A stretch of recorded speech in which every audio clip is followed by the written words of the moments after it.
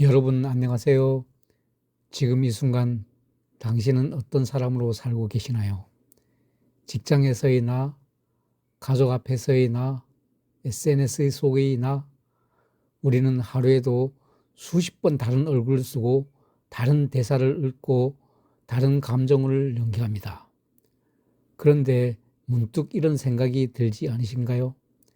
이 중에서 진짜 나는 어디 있는 걸까? 오늘 우리가 함께 들여다볼 인물은 19세기 독일의 철학자 아르투어 쇼펜하우어입니다. 그는 평생 비관주의자라는 딱지를 달고 살았지만 그의 통찰은 200년이 지난 지금 이 순간 하루에도 수십 개의 피트를 스크롤하며 타인의 삶과 자신을 비교하는 우리에게 가장 날카롭게 꽂힙니다. 여러분, 구독과 좋아요 부탁드리겠습니다. 감사합니다. 오늘은 의지와 표상으로서의 세계, 그리고 소품과 부록, 쇼펜하우어가 남긴 두 권의 책 속에서 인생이라는 무대 위에서 우리가 어떻게 살아야 하는지에 대한 불편하지만 정직한 지도가 담겨져 있는 이 내용을 다뤄보도록 하겠습니다. 그럼 이제 우리 무대 위로 한번 올라가 보도록 하겠습니다. 첫 번째, 무대 위의 가면, 인생의 본질에 대해서 얘기하겠습니다. 쇼펜하우어는 이렇게 말했습니다. 세상은 나의 표상이다. 의지와 표상으로서의 세계의 서문입니다. 이 문장이 품고 있는 의미는 어마어마합니다. 우리가 보고, 듣고, 느끼는 세계는 객관적으로 거기 존재하는 것이 아니라 우리 인식이 만들어낸 표상, 즉 하나의 무대 세트에 불과하다는 겁니다. 그렇다면 그 무대 위에서 우리는 무엇을 하고 있을까요? 고대 로마에는 배우들이 페르소나라는 가면을 쓰고 연기했습니다. 오늘날 우리가 쓰는 인격, 성격이라는 단어의 어원이 바로 이 가면에서 나왔습니다. 쇼펜하우어가 포착한 것이 바로 이 지점입니다. 우리는 태어나는 순간부터 사회가 요구하는 가면을 하나씩 건네봤습니다. 착한 아이라는 가면, 성실한 직원이라는 가면, 행복한 가정의 부모라는 가면. 지금 여러분의 인스타그램 프로필을 한번 열어보세요. 그 사진 속 인물은 정말 당신인가요? 아니면 당신이 보여주고 싶었던 당신인가요? 우리는 자신도 모르는 사이에 타인의 시선을 의식해 필터를 고르고 각도를 잡고 가장 멋진 한 컷을 선별합니다. 이것이 바로 쇼펜하우어가 말하는 표상으로서의 나입니다.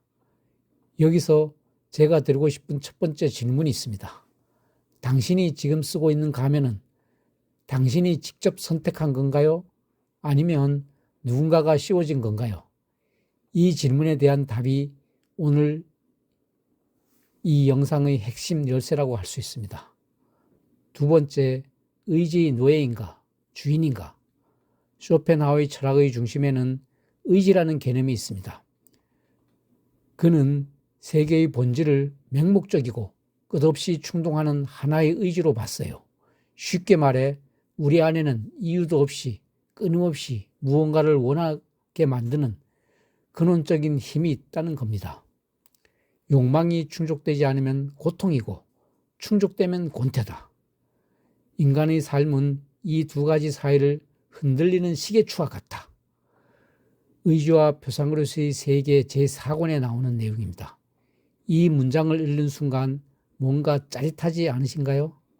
우리는 지금 인류 역사상 가장 많은 선택지를 가진 시대에 살고 있습니다.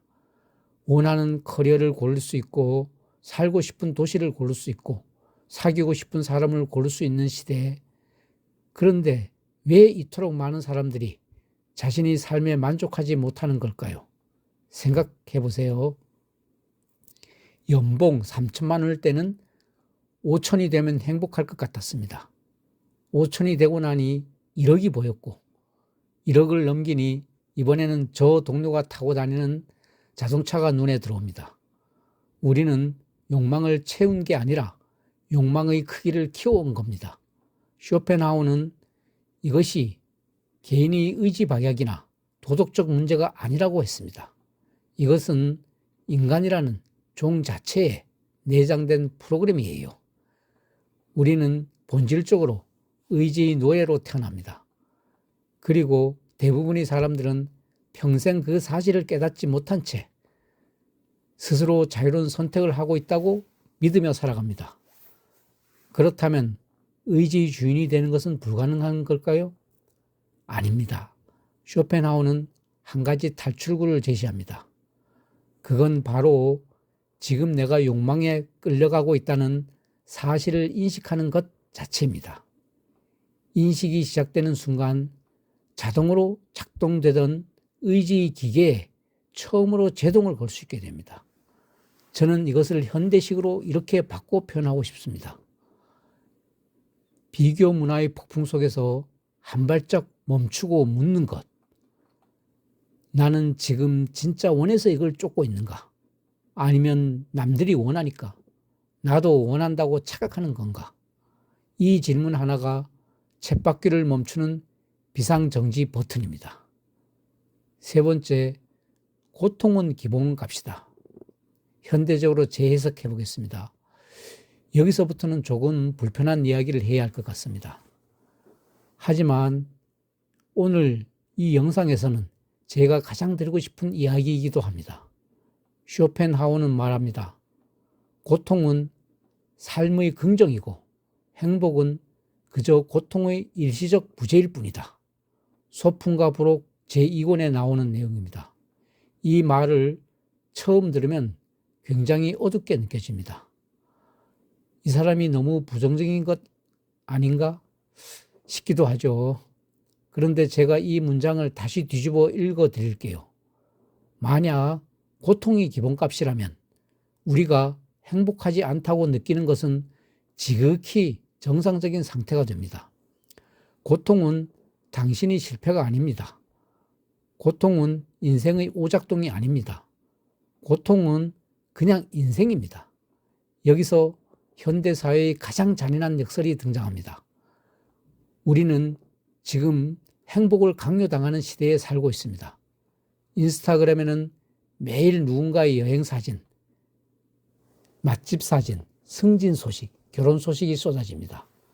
그걸 바라보는 우리는 자신이 충분히 행복하지 않다는 죄책감이 느끼게 됩니다. 이것이 얼마나 폭력적인 구조인지 아시나요? 행복하지 않은 것이 문제가 아닌데 행복하지 않은 자신을 문제라고 느끼게 만드는 겁니다. 그 결과 우리는 불행을 해결하는 게 아니라 불행을 숨기는 데 에너지를 쏟습니다. 더 좋은 사진을 올리고 더 바빠 보이려 하고 더 성공한 척 연기합니다. 쇼펜하우라면 지금 우리에게 이렇게 말했을 것입니다. 잠깐 고통을 숨기는 것을 멈춰라. 고통을 인정하는 것에서부터 당신의 진짜 삶이 시작된다. 고통을 없애려 하지 말고 고통과 함께 앉는 법을 배우는 것. 이것이 쇼펜하우가 현대의 우리에게 건네는 가장 실용적인 철학입니다. 힘들다는 걸 인정하는 순간 비로소 힘들지 않기 위한 진짜 선택을 시작할 수 있으니까요. 다음 네 번째에 대해서 말씀드리겠습니다. 관객이 없는 무대를 준비하셔야 합니다. 쇼펜하우는 평생 독신으로 살았습니다. 친구도 많지 않았고 사교 모임도 피했습니다. 사람들은 그를 괴짜라 불렀지만 그는 전혀 개의치 않았습니다. 오히려 이렇게 말했죠. 고독은 탁월한 정신을 가진 자들의 운명이다. 소풍과 부록 제1권에 나오는 내용입니다. 이 문장을 처음 읽었을 때 저는 약간 웃음이 났습니다. 왜냐하면 이게 자기 위로처럼 들리기도 하거든요. 하지만 이 문장 뒤에 숨어 있는 진짜 의미를 파고들면 이야기가 달라집니다. 쇼펜하우가 말하는 고독은 외로움이 아닙니다. 그것은 타인의 평가에서 자유로워지는 상태입니다. 군중 속에 있을 때 우리는 끊임없이 상대의 표정을 읽고 말을 고르고 반응을 기대합니다. 이 과정에서 우리 에너지는 바깥으로 새어나갑니다. 반면 진정한 고독 속에서는 그 에너지가 온전히 내 안으로 향합니다. 저는 이것을 내면 배역 오디션이라고 부르고 싶습니다. 우리는 늘 타인 앞에서 오디션을 봅니다. 부모님 앞에서는 효도하는 자녀 역할, 상사 앞에서는 야망 있는 직원 역할, 친구들 앞에서는 유쾌한 사람 역할. 그런데 아무도 없는 무대에서, 관객이 단 한 명도 없는 조명 앞에서 당신은 어떤 사람일까요? 유튜브 조회수, 팔로워 수, 좋아요 개수, 이것들이 우리 시대의 박수갈채입니다. 그리고 우리 중 많은 사람이 그 숫자를 위해 자신이 진짜 하고 싶은 말, 진짜 살고 싶은 삶을 조금씩 양보합니다. 쇼펜하우어가 남긴 글들은 당시에 철저히 외면받았습니다. 그의 첫 번째 책은 거의 팔리지 않았고 대학에서도 인정받지 못했습니다. 하지만 그는 계속 썼습니다. 박수가 없어도 관객이 없어도 결국 그들은 니체, 프로이트, 톨스토이, 바그너에게 영향을 미쳤고 200년 후 이렇게 여러분의 화면에 등장하고 있습니다. 관객 없는 무대를 지탱하는 힘, 그것이 바로 자기 자신으로 살아가는 힘의 원천입니다. 5번째, 당신만의 각본을 다시 써라입니다. 우리는 오늘 긴 여정을 함께 해왔습니다. 페르소나의 허상을 직면했고 욕망의 쳇바퀴를 들여다보았고 고통의 본질을 받아들였고 고독의 가치를 탐험했습니다. 이제 마지막입니다. 쇼펜하우어의 마지막 숙제를 드릴 시간입니다. 대부분의 사람들은 삶을 살아가는 것이 아니라 그저 살아가고 있다는 느낌에 속아 산다.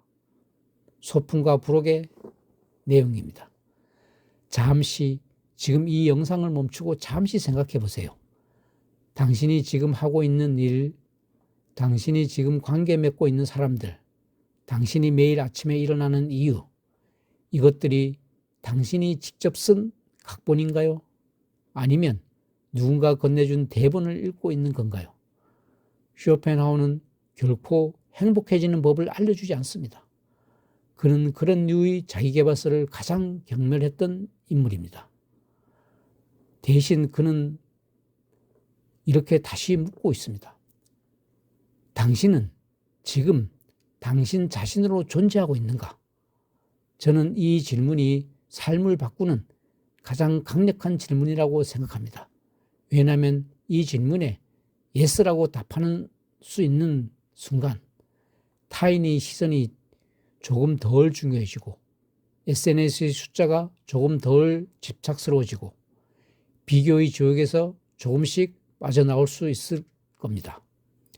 각본을 다시 쓰는 것은 거창한 일이 아닙니다. 오늘 하루 단 하나만 물어보는 겁니다. 내가 지금 이걸 하는 이유가 나를 위한 것인가? 아니면 무대 위의 나를 위한 것인가? 쇼펜하우어는 어두운 철학자로 알려졌지만 저는 그를 다르게 읽었습니다. 그는 가장 정직한 방식으로 우리에게 자유를 권유한 사람이었습니다. 환상을 걷어내고 욕망의 실체를 보고 고통 속에서 자신을 발견하라고 그 끝에 비로소 당신만의 역할이 보이기 시작할 거라고 인생이라는 무대는 이미 열려 있습니다. 조명은 켜져 있고 관객은 기다리고 있습니다. 이제 남은 질문은 하나입니다. 당신은 오늘 누구의 대본을 읽을 건가요? 오늘 영상이 여러분의 일상에 작은 쉼표 하나가 되었기를 바랍니다. 오늘 영상 시청해 주셔서 감사합니다. 구독과 좋아요 부탁드리겠습니다. 감사합니다.